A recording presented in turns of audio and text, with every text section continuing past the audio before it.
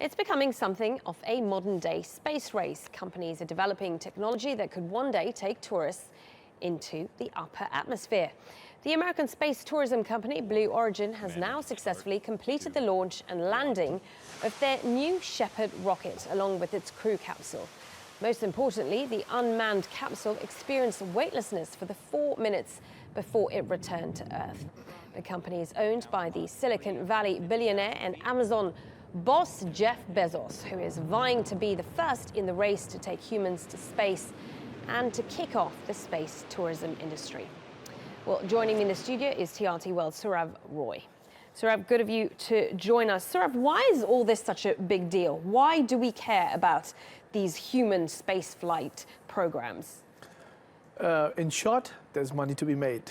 So there are tons of companies, at least 24, who are vying against each other for the human spaceflight program so that they can maximize on it, they can capitalize on it. And you've got starting from Google to Virgin to SpaceX as well as Blue Origin. There's lots of money to be made, there's profits to be made in this. It used to be, though, about space-age exploration to find out what is out there. But now it seems to be more about, as you say, making money. Lots of billionaires now involved in this race. Have we seen this sort of shift in gears? Yes, absolutely. Because we're no longer in the 60s or the 70s when it was a war or a race only between the erstwhile USSR and the USA, or just a band of countries who were, trying to prove their supremacy when it came to space-age exploration.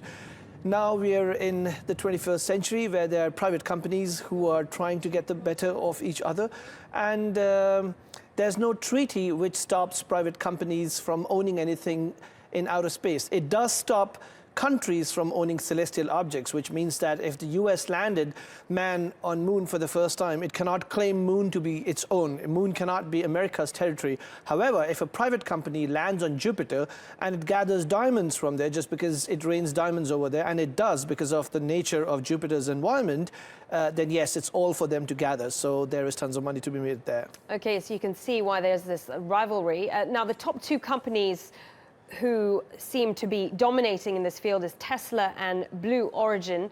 What's the difference between these two companies and who's going to get there first? Well, this is two different technology, and I think we're comparing apples to oranges over here. However, this is the same domain.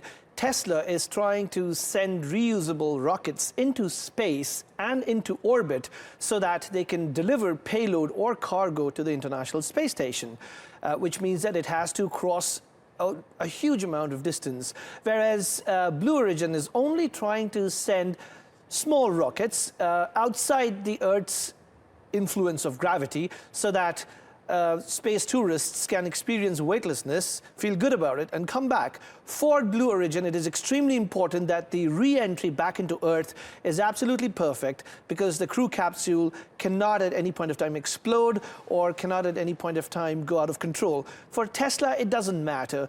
Once they've delivered the payload, they can afford for the rocket to blast when it re-enters Earth. Okay, Sourav, really interesting talking to you about this. Although it's going to be a long time before any ordinary humans such as you or I can actually afford to go out into space. Many thanks for that.